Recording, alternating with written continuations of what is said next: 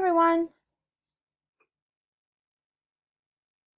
I'm hoping my camera's working. I'm sorry if I sound silly when I start videos. It's because there's a delay when my camera starts and I really don't know if it's picking it up or not.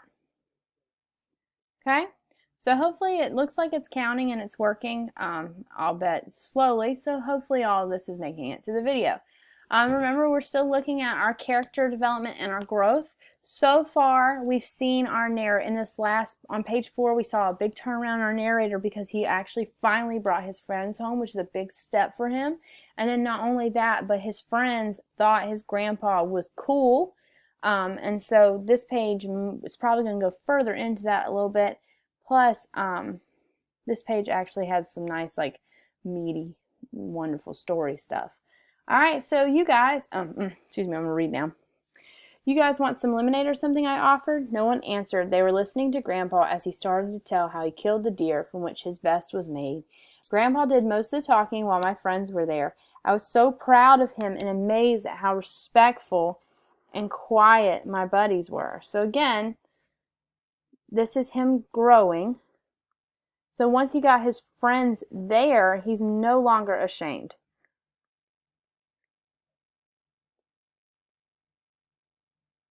He's no longer ashamed of his grandpa. He's really proud of him. And more importantly, his friends did something he didn't expect.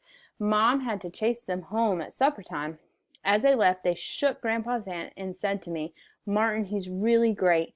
Man, don't blame yourself for keeping him to yourself. And can we come back?" So all these quotes just go with what we put up here with the growth and what was unexpected. After they left, Mom said, "No more visitors for a while, Martin. Grandpa won't admit it, but his strength hasn't returned, and he likes having company, but it tires him."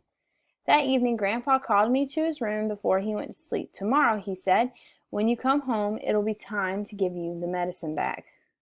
Okay, so Grandpa thinks it's time.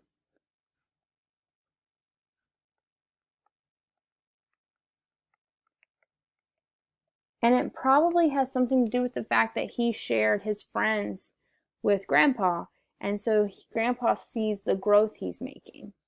I felt a hard squeeze from where my heart was supposed to be and was scared, but all I answered was, "Okay, Grandpa."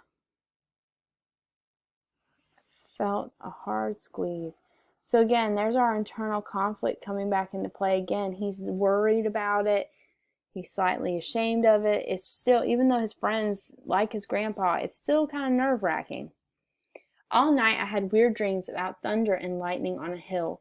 From a distance I heard the slow beat of a drum. When I woke up in the morning, I felt as if I hadn't slept at all. At school, it seemed like the day would never end, and when it finally did, I ran home. So I'm just going to put a little star right here beside the dream, and you'll see why here in just a minute.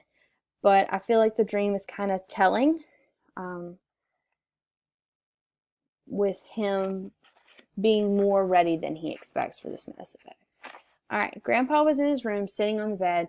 The shades were down and the place was dim and cool. I sat on the floor in front of Grandpa, but he didn't even look at me.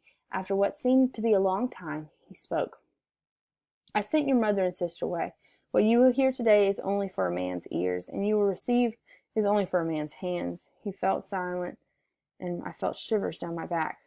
"My father, in his early manhood," Grandpa began, "made the vision quest to find the spirit guide for his life.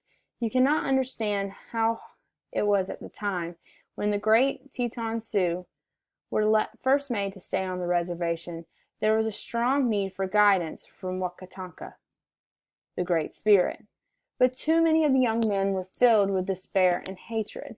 They thought it was hopeless to search for a vision when the glorious life was gone and only the hated confines of the reservation lay ahead. But my father held on to old ways. He carefully prepared for his quest with a purifying sweat bath, and then he went alone into a high butte top to fast and pray. After 3 days he received a sacred dream, which he found, after long searching, the white man's iron.